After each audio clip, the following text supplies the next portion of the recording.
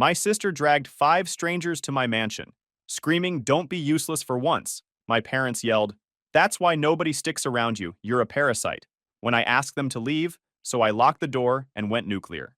Hey Reddit, so my small family trip got hijacked at the gate by strangers acting like I'd already handed them keys to my private rental. I smiled, nodded, and quietly set up the kind of week they'd never forget. Alright, so a little about me before we get into this absolute disaster. I, 32 male, work in consulting, make decent money, and apparently that makes me the family ATM. My mom called me on a Tuesday afternoon while I was between meetings. Her voice had that sugary tone she uses when she wants something. Your father and I are celebrating our 30th anniversary this year. We were thinking Cabo. Wouldn't that be lovely? I was already mentally calculating hotel points and flight schedule. Sounds great, Mom. When are you thinking? Late October, a week, just the 4 of us. You, me, your father, and Tatum.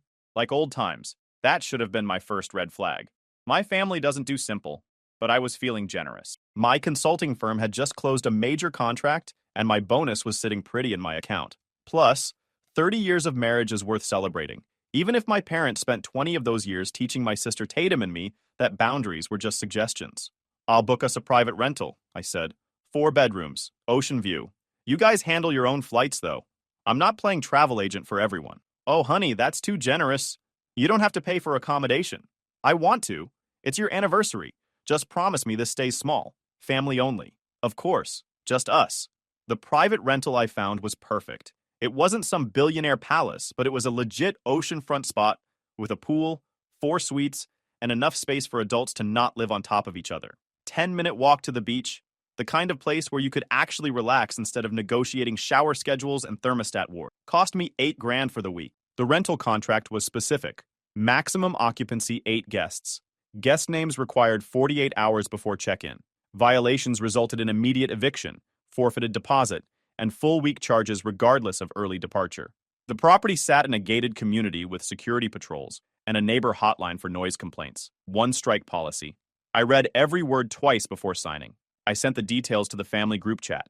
Dad responded with a thumbs-up emoji. Tatum sent back a string of exclamation points and 3 taco emojis.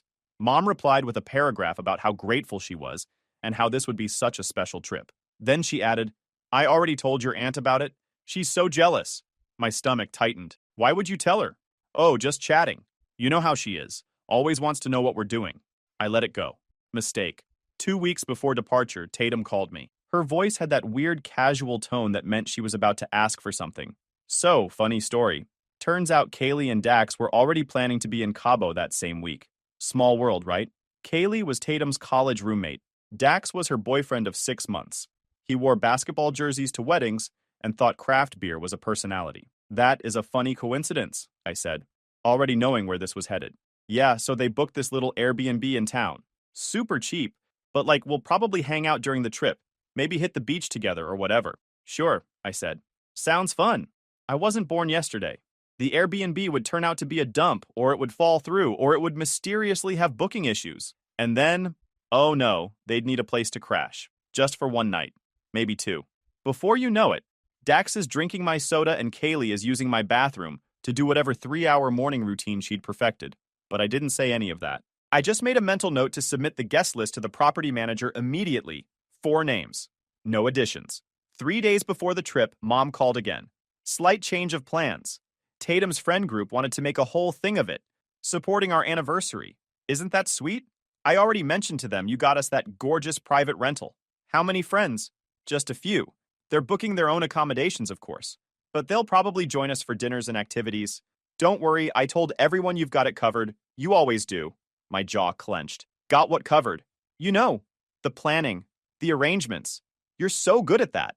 Mom, I paid for a 4-person private rental, not a group vacation. Oh, honey, don't be dramatic. Nobody's expecting you to pay for them. They just want to celebrate with us.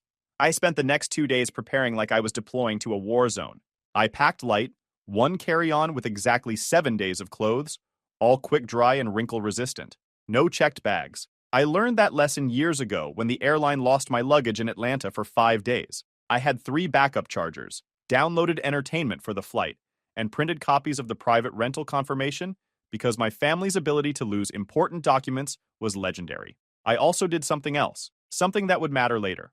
I called the property management company. Hi, this is Mark. I need to confirm the guest list and update security protocols. The manager was efficient. Of course. What do you need? 4 registered guests only. Mark, Franklin, Cynthia, and Tatum. Nobody else gets access codes. If additional people show up claiming to be with our group, deny entry and contact me immediately. Understood. We can flag the reservation. Any issues, we'll reach out. Perfect. Also, can door codes be changed remotely? Yes, through the app. You'll have full control once you check in. I thanked her and hung up. The night before we left, I did one final check of the reservation. 4 bedrooms, maximum occupancy 8 guests. Property rules clearly stated no parties, no excessive noise, no additional overnight guests without prior approval. Security patrol after 10 p.m. Neighbor complaints resulted in immediate review. I screenshot everything and saved it to my phone. I went to bed feeling prepared. I had no idea what was waiting for me at the airport. Denver International Airport on a Friday morning during fall break is a special kind of chaos. Families with strollers the size of compact cars, college kids with backpacks held together by duct tape and prayer, business travelers like me who moved through security with the efficiency of factory machinery. I arrived at 7 in the morning for our 10:30 flight. Parking was smooth. TSA pre-check line was empty. I was through security in under 5 minutes. This was going to be a good day.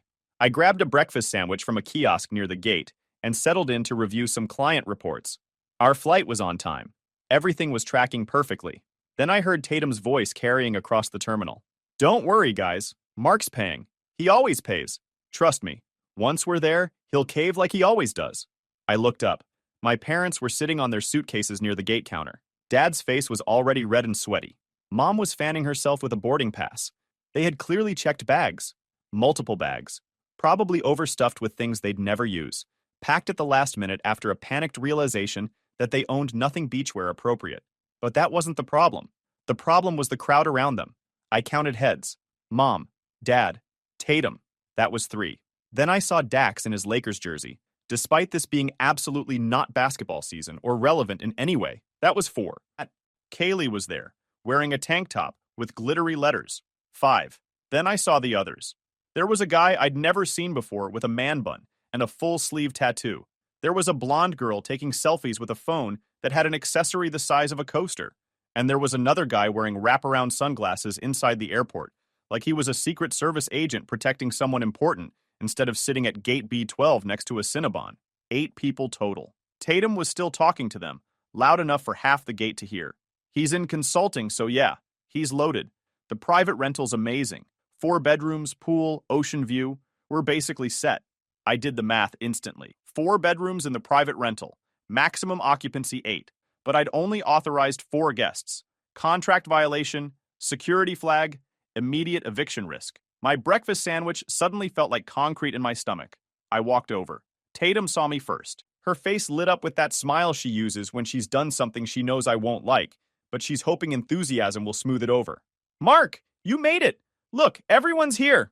The strangers looked at me with vague recognition, like they'd seen my picture on Tatum's phone but couldn't quite place me. Then Trevor stepped forward. Yo, you're Mark? Sick. Tatum said I'm getting one of the upstairs rooms because I snore. He said it like he'd reserved it, like I was the front desk, and he was already annoyed with my customer service. Tegan didn't even say hi, just asked if the private rental had a blender, because I'm not doing vacation without smoothies. Jason asked if the fridge was stocked or if we're doing a Costco run on your card. I felt my jaw tighten. Who are these people? Tatum stepped between us quickly. This is Trevor, Tegan, and Jason. They're friends from work. When they heard about Cabo, they booked flights too. Isn't that crazy? Everyone wanted to celebrate with Mom and Dad. I'm not paying for you to stay anywhere. The group went quiet. Trevor's smile faltered. What? The private rental is for 4 people. My parents and my sister. That's it. Tatum grabbed my arm. Can we talk? Alone? We walked 10 feet away from the group. I kept my voice level. What are you doing? What do you mean? I'm bringing friends to celebrate Mom and Dad. You told them I agreed to this. You told them which rooms they'd have. You told them I'm paying. Because you are. You always do. Not this time. Come on, Mark. Don't be difficult. Everyone's already here. They bought plane tickets. We can squeeze them in for a few nights. Then they'll find a hotel or whatever. A few nights, I repeated. And when they don't find a hotel? When they decide it's easier and cheaper to stay in my $8,000 private rental for free? She rolled her eyes. You're being paranoid. I'm being realistic. This is exactly what you do, Tatum. You make plans, you don't think through the logistics, and then you expect me to fix it with my credit card. Her face hardened. Wow. Tell me how you really feel. I am. I'm telling you this isn't happening. Those three need to book a hotel today. You're unbelievable. This is Mom and Dad's anniversary. Can't you just be cool for once? I'm cool with Mom and Dad. I'm even cool with you bringing Dax and Kaylee without asking me. But three random people from your office? That's where I draw the line. Then what? You're going to kick them off the trip? You're going to make them fly home? I'm going to tell them they need to find their own place to stay, because they're not staying in mine. Before Tatum could respond, Dad walked over. His face was already set in that expression that meant I was being unreasonable and needed to fall in line. What's the holdup?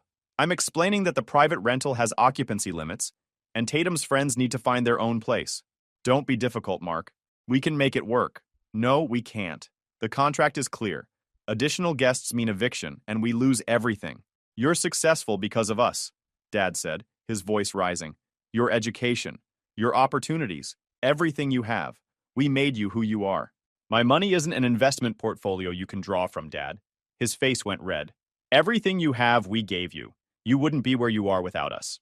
You gave me a childhood, which is literally the minimum requirement for having kids. That doesn't entitle you to my money 30 years later. Tatum stepped forward. You're being selfish. Everyone's looking. Several people at nearby gates were indeed watching, some with sympathy, some with curiosity. One older woman near the Cinnabon was full-on staring with her mouth slightly open. Good, I said. Let them look. Maybe they'll learn something about boundaries. Trevor cleared his throat awkwardly. Hey man, we didn't mean to cause drama. Then maybe you should have booked a hotel like adults instead of assuming someone else would handle it. Dax nodded quickly. Yeah, we can totally just wait here. No problem. But Tatum wasn't backing down. You're really going to walk away? Leave your own mother sitting on the floor? She's not sitting on the floor. There are hundreds of seats right here, and a McDonald's 30 feet away. She'll be fine. Mom appeared, her eyes already filling with tears. I don't recognize you anymore. When did you become so cold? I became realistic. There's a difference. We just want to be together as a family. No, you want me to fund a group vacation I didn't agree to. And when I said no, you tried to guilt me with tears and family obligations. That's manipulation, not love. The silence that followed was sharp enough to cut. I adjusted my backpack and started walking toward the lounge. Mark, Dad called after me. Get back here. That's an order. I'm not in your chain of command anymore, Dad. I didn't turn around. The walk to the lounge felt like walking through water. My heart was pounding, not from guilt, but from adrenaline. Every step felt like I was breaking some unspoken family law that said I owed them access to everything I earned. But I kept walking. I pulled out my phone and opened my email. Found the confirmation from the property manager. Read it one more time to be sure. Then I texted the property manager. Change of plans. Only 2 registered guests will be checking in. Mark and one other TBD. Please update access codes accordingly. All other names removed from authorization. My phone buzzed with her reply within 30 seconds. Understood. Access restricted to your name only. You can add 1 guest on arrival through the app. Updated codes will be active at 3 p.m. local time. I made 3 more calls in quick succession. First, I canceled the pre-arranged group transport from the airport. The 15-passenger van Tatum had booked under my name without asking. Cancellation fee was $200, but I'd rather eat that cost than coordinate a group arrival. Second, I booked a private car service, sedan, just for me. Pickup at the airport, straight to the private rental. Driver confirmed for 2:30 p.m. Third, I called my credit card company and put a note on my account. Any charges from Cabo not made by me directly would require verbal authorization. Security flag for the week. When I reached the frosted glass doors of the Admirals Club, I pulled out my membership card and boarding pass. The woman at the desk smiled professional. Welcome back. Just you today? Just me. She scanned my card. Go right in. Coffee bar's on the left. Food's been refreshed. Thank you. I walked through the doors. They slid shut behind me with a soft hydraulic hiss. The noise of the terminal disappeared instantly, replaced by quiet conversations, soft music, and the gentle clink of silverware. I found a seat by the window overlooking the runway, set down my bag, pulled out my laptop, and for the first time all morning, I took a deep breath. The lounge had leather chairs, outlets everywhere, and an omelet station with an actual chef. I got food, found a window seat, and opened my laptop. My phone lit up like a Christmas tree. Mom begging me to come back. Dad calling twice. Tatum blaming me for Dax's dead phone. Dad's ultimatum about being part of this family. Trevor warning me Tatum was losing it. I put the phone on Do Not Disturb and got actual work done. 3 hours later, I walked out just as they called final boarding. The whole group looked wrecked. Dad red-faced, Mom with mascara tracks, Tatum slumped and glaring, the work friends looking like they'd walked into someone else's nightmare. Tatum's eyes went wide when she saw me, then narrow. Well, well, look who decided to show up. I scanned my boarding pass. The agent smiled. Enjoy your flight. I walked down the jet bridge. Behind me, Tatum's voice hit a pitch only dogs should hear. He was in that lounge the whole time, 3 hours, while we sat on the floor. There were plenty of seats, but I kept walking. The flight attendant greeted me at the aircraft door. Welcome aboard. You're in 2A today. I'd upgraded to first class 6 weeks ago when I booked my ticket. Cost me an extra $300, but it was worth it to avoid the middle seat food fight that was about to happen in the back of the plane. I settled into my seat. The couple next to me nodded politely and went back to their books. The seats were wide, real cushions, actual legroom. A few minutes later, I heard voices in the aisle behind me. Wait, you're up here? I turned around. Dax was standing in the aisle, gaping at me. Behind him, I could see my parents and Tatum shuffling toward their seats in the back. Tatum pushed past Dax. You've got to be kidding me. You're in first class? Yes. While we're crammed back there in basic economy? You booked basic economy. I booked first class. That's how plane tickets work. Mom appeared behind Tatum. Her face was a mix of hurt and disbelief. Mark, honey, couldn't you switch with one of us? Just for the flight? No. Why not? Because I paid extra for this seat. If you wanted first class, you should have booked first class. We couldn't afford first class. Then you belong in economy. But we're family. Dad's voice boomed from further back. Family doesn't hoard comfort while others suffer.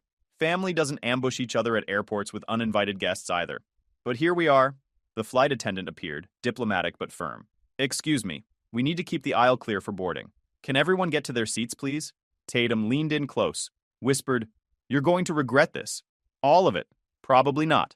The flight attendant gently ushered them back. Tatum shot me one last glare before disappearing toward the back of the plane. Mom followed, her shoulders slumped like she was being led to execution. Dad didn't even look at me. I put my noise-canceling headphones on and opened my book. The flight was peaceful. The attendant brought warm nuts, real silverware, a hot towel before the meal. I had grilled salmon with asparagus and garlic mashed potatoes, watched 2 movies, and took a nap. For 3 hours, I was completely removed from the drama playing out 15 rows behind me. When we landed in San Jose del Cabo, I waited for first class to deplane before standing up. I grabbed my carry-on from the overhead bin and walked off the plane without looking back. Immigration was quick. My global entry got me through in under 5 minutes. By the time I was outside the terminal, standing in the warm Mexican afternoon air, I felt genuinely good. Then I turned on my phone. 23 new messages. Tatum, we've been waiting at baggage claim for 45 minutes. Where are you, Dad? The rental car place closes at 8. We need to move now. Mom, Mark, please answer. We're all very tired and confused. Trevor, yo man, where'd you go?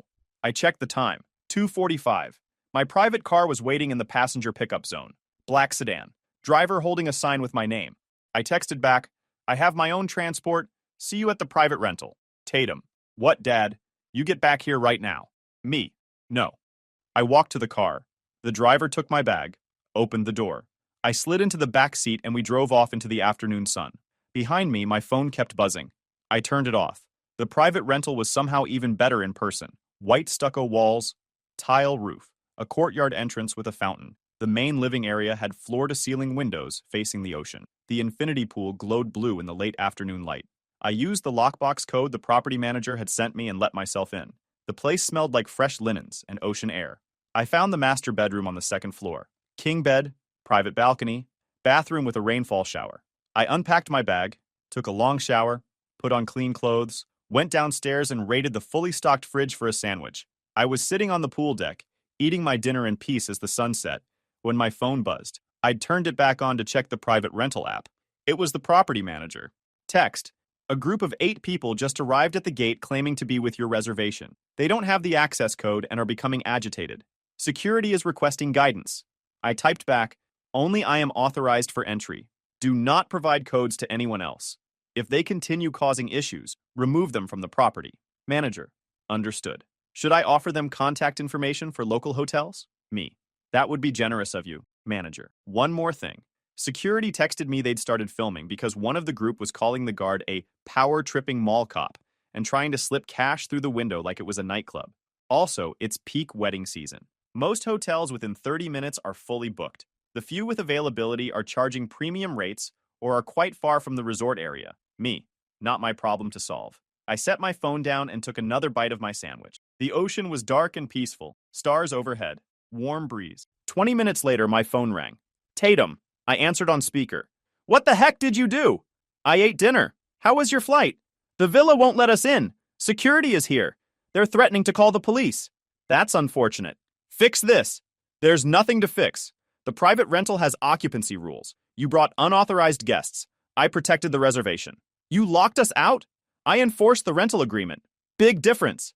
Mom's voice in the background, crying. Please, Mark, please, we're stranded. You're not stranded. You're in Mexico. There are hotels everywhere. Everything's booked. It's some wedding convention weekend. The closest room is 40 minutes away and costs $400 a night. Should have planned ahead. We don't have money for that, Dad roared. You knew that. Then maybe you shouldn't have flown here without a plan. This is insane, Tatum screamed. You're leaving us on the street. You're at a gated private rental in a resort community. There's a hotel concierge 50 yards from where you're standing. I'm sure they'll help you find accommodation. I'll never forgive you for this. Never. Okay? I hung up. 5 minutes later, another call. This time from Dad's phone. I let it ring. Text from Mom. I'm begging you. Just let us in for tonight. We'll figure out tomorrow. No, you're not the son I raised. The son you raised didn't have boundaries. He's gone. The text kept coming for another hour. Threats, guilt, bargaining, crying voice memos from Mom, a video from Tatum showing the group standing outside the gate looking pathetic. I blocked all their numbers. Around 11 p.m., the property manager texted again. Family has left the property. Security escorted them to the main gate. They eventually split up. Your parents found a room at a hotel 20 miles inland. The others are at different locations. Also asked me to tell you various colorful things. Would you like me to forward the security footage? I responded, email it to me, please. Documentation purposes. Manager. Sent. Enjoy your stay. I slept like a baby that night. King bed, ocean breeze, complete silence. Best sleep I'd had in months. The next morning, I woke up to chaos in my inbox. Sometime during the night, Tatum had found a computer and written me a novel. 5,000 words detailing every way I was a terrible person, how I'd humiliated them, traumatized Mom, destroyed the family, made them sleep in rat-infested rooms because that's all they could afford at midnight. I saved it, screenshot it, added it to the folder. I had a folder now. Documentation, screenshots of the group chat, photos of the rental contract, copies of the property manager's messages, the security footage of them trying to get in. Everything time-stamped and organized, just in case. I spent the morning exactly how I'd planned. Coffee on the balcony, swim in the infinity pool, breakfast of fresh fruit and eggs I cooked in the pristine kitchen. Around 10 a.m., I got a text from an unknown number. Unknown. Bro, this is on you. We're not hostile people. Fix it. There were bed bugs. Jason. That's terrible. You should leave a bad review. Unknown. You said there was room at the private rental. Me. I said no such thing. Tatum said that, without asking me. Unknown. We flew to Mexico. Me. So did I. Difference is, I planned ahead. He sent back a string of angry words. I blocked the number. An hour later, another unknown number. This time, Tegan. Unknown. Hi, Mark. This is Tegan. We can totally pay you back. I just need you to spot it for now. Can we please talk like adults? We need somewhere to stay and hotels are expensive. Me. You needed somewhere to stay before you got on the plane. That was the time to book a hotel. Unknown. Can't we work something out? Me. No, you won't pay me back. Unknown. How do you know? Me. Because people who plan to pay back money don't show up empty-handed hoping for charity. She didn't respond. I spent the afternoon scuba diving, booked a private charter, 2 tank dive on a pristine reef, saw sea turtles, rays, and a nurse shark. The dive instructor was great, told me stories about the local ecosystem. No family drama, no guilt trips, just peace. When I got back to the private rental around 3 p.m., I had another text waiting, this one from Dad. Mark, this behavior ends now. You will call the property manager and authorize all of us for entry. You will apologize to your mother. You will make this right. We are your family. We deserve respect and accommodation. Everything you have is because of us. Your education, your opportunities, your success. We made you who you are. You have until 6 p.m. to fix this. If you don't, there will be consequences. Dad, I stared at the email for a long moment. Then I hit reply. Dad, everything I have is because I worked for it. You provided housing and food until I was 18, which is the legal requirement for parents. I paid for college with scholarships and loans. I paid for grad school. I built my career. The private rental is in my name. I paid for it. I set the occupancy rule. Those rules stand. You have until 6 p.m. to accept reality. If you don't, there will be continued disappointment. Mark 1 hit send. At 5:47 p.m., my phone rang. Mom. I answered. She was crying. Full sobs. Incoherent at first. I waited. Finally, how could you do this to me? On my anniversary? I paid for your anniversary, Mom. You're the one who invited a crowd. We just wanted everyone to celebrate together. No, Tatum wanted to turn my gift into a group vacation, and you enabled her. You're so cruel. I'm consistent. There's a difference. If you don't let us in, I'll never speak to you again. That's your choice, but it won't change my decision. She hung up. Then I made myself dinner. Pan-seared mahi-mahi with lime butter, grilled vegetables, glass of sparkling water on the terrace. The sunset was spectacular. I spent the next 5 days exactly how I'd planned. Diving, reading, long dinners at restaurants I chose, morning swims, afternoon naps, zero family contact. My phone stayed mostly quiet. I'd blocked everyone's regular numbers, and the few attempts from new numbers were easy to spot and ignore. On day 3, I got an alert from my credit card company. Subject: unusual activity detected.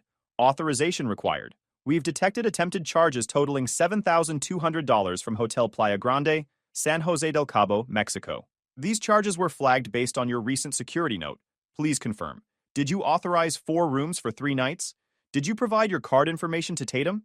The charges have been declined pending your verification. My stomach went cold, then hot. I called the fraud department immediately. The representative was professional. We received a charge attempt this morning. The hotel said a family member called to book rooms using your card information. When we asked for verification based on your security flag, the caller hung up. Who called? The hotel said it was a woman who identified herself as your sister. She had your card number, expiration, and billing address.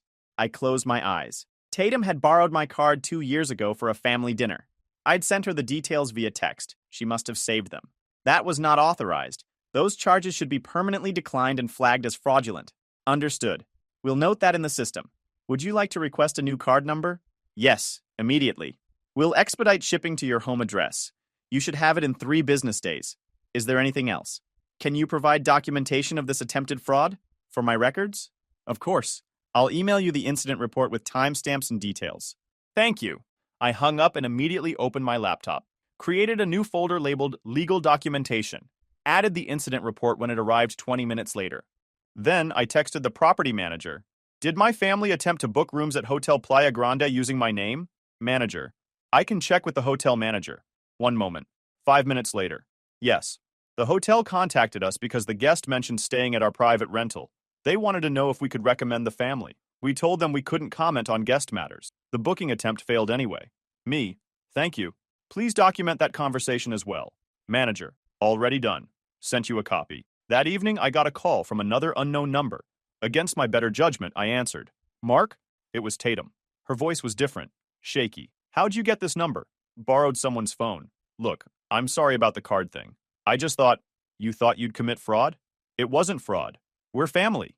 You used my card information without permission to attempt a charge I explicitly declined. That's textbook credit card fraud. I was desperate. You left us with nowhere to go. You had the entire internet to find hotels. You chose to try stealing from me instead. I wasn't stealing. I was going to pay you back. With what money, Tatum? You just said you're broke. Silence. Here's what's going to happen, I said, my voice flat. I've documented everything. The fraud attempt, the incident report, the timestamps. If you ever use my information again for anything, I'll file a police report. You wouldn't. Try me. I hung up, added the call details to the folder. Sunday morning came. I packed my bag, did a final walkthrough. Everything was pristine, no damage, no missing items, no evidence of the chaos that could have been. The property manager arrived at 11 sharp. We walked through together. She took photos of every room, everything checked out. Perfect stay. Your deposit will be refunded in full within 5 business days. Thank you for everything, especially your help with the unauthorized guests. She smiled knowingly. We see it all the time. Family members who think rules don't apply to them. You did the right thing enforcing boundaries. She paused, then pulled out a tablet. Actually, there's one more thing. After your family left, security found damage to the side gate lock. They attempted forced entry around 10:15 p.m. the first night. We have footage. She showed me the video. Dad using a rock against the lock mechanism. Tatum pulling on the gate. The timestamp, 10:17 p.m. Repair cost is $800. I can bill it to the card on file or bill it to my card. I'll handle recovering it from my father. Are you sure? Yes. I want to maintain a good relationship with your company. Send me the invoice with the video evidence. I'll take care of the rest. Understood. The drive to the airport was peaceful. I returned the rental car, checked in, made it through security, found a quiet cafe and had breakfast. My phone buzzed. Unknown number. Against my better judgment, I answered. Mark? It was Tatum. Her voice was different, smaller. How'd you get this number? Mom called your office. Of course she did. Silence. Then, we're at the airport, flying home today. Okay. That's it? Just okay? What do you want me to say? That you're sorry. That you regret ruining everything. I don't. How can you not? Mom hasn't stopped crying. Dad won't speak to anyone. This was supposed to be special. It was special. For me. I had a great week. Alone. You spent your vacation alone. Best vacation I've ever had. You're sick. I'm healthy. And I'm done being your ATM. Nobody asked you to be an ATM. Tatum. You brought 5 people to a 4-person private rental without asking. You told them I'd cover everything. You ambushed me at the airport. You tried to commit credit card fraud. That's exactly treating me like an ATM. Long silence. We're family. Family asks. Family respects. Family doesn't lie and manipulate and steal. I wasn't stealing. I'm hanging up now. I ended the call. Blocked that number too. My flight home was uneventful. First class again. Good meal. Decent movie. I slept for most of it. When I landed in Denver, I had 3 voicemails. I deleted them without listening. 2 weeks later, the real consequences started rolling in. First came the property damage invoice. The property manager emailed me a copy of what I'd paid. Property damage claim. Villa Rosa. Property management incident date, October 25th, 2024. Responsible party, Franklin, Dad. Damage, forced entry attempt on Southgate access panel. Repair cost, $800. Evidence security footage, attached. Paid by, Mark, reservation holder. I saved it to the folder. 3 days later, Dad called from a new number. I answered out of curiosity. You paid $800 for a gate lock? I did. And you're going to reimburse me. Oh, that was your fault! You locked us out! I enforced the rental agreement. You attempted to break in. Cause and effect. We're not paying this. Then I'll see you in small claims court. You smug little... I hung up. But that wasn't the end of it. I'd spent 2 weeks thinking about the fraud attempt, the canceled van, the chaos, the complete disregard for boundaries, and I realized something. If I didn't draw a legal line, they'd try again. Different trip, different scheme, same entitlement. I ran it past an attorney buddy from work and used a process server so nobody could play games with "we never got the papers." I opened my laptop and started drafting. Small claims. Filing Mark versus Tatum and Franklin case. Summary. Defendant Tatum, fraudulently attempted to charge $7,200 to plaintiff's credit card without authorization. While the charge was blocked, plaintiff seeks recovery for documented damages arising from this incident. Evidence. Bank fraud report. Incident number BR 4471923. Defendant Franklin, Dad, damaged third-party property, Villa Rosa Management, resulting in $800 repair costs paid by plaintiff to maintain his business relationship with the property management company. Defendants collectively caused plaintiff to incur $200 in cancellation fees for unauthorized group transportation booking. Total damages. Claimed $1,000. Filing fee, $75. Court costs, $50. Total claim, $1,125. I attached everything. Screenshots of texts. The fraud incident report. The van cancellation confirmation. The property damage invoice showing my payment. The property manager's emails. The security footage. Filed it through my county's online small claims portal and had them served the boring official way. Cost me $125. Best money I ever spent. The court summons arrived at my parents' house 3 weeks later. I know because Tatum called from yet another new number, screaming. You're suing us? I filed a claim for documented damages. Yes. Over $1,000? Are you insane? It's $1,125, plus court costs. And no, I'm very sane. You committed fraud. Dad destroyed property. Actions have consequences. This is going on your permanent record. People will know you sued your own family. Good. Maybe it'll warn the next person you try to scam. We're going to fight this. Great. Bring your evidence to court. I'll bring mine. She hung up. They didn't fight it. They didn't show up to court at all. I won by default judgment. The court awarded me $1,125 plus interest. The judgment became public record. It would sit on their credit reports. If they didn't pay within 90 days, I could request wage garnishment. I didn't need the money, but I needed the principal. The message was simple. I'm done. 6 months passed, quiet, peaceful. I took 4 more trips: Iceland, Japan, New Zealand, Peru. Each one perfectly planned. No surprises, no drama, no group bills. Then one day my phone buzzed. Unknown number. Just 3 words. We miss you. I knew it was Mom. The grammar was too correct to be Tatum. I stared at it for a long time. Then I typed back, "You miss my money." There's a difference. I blocked that number too. Guys, we are so close to hit 100,000 subscribers on this channel. If you are not subscribed to the channel, please consider subscribing. It really helps hit that 100,000 mark. Thanks for making this dream come true.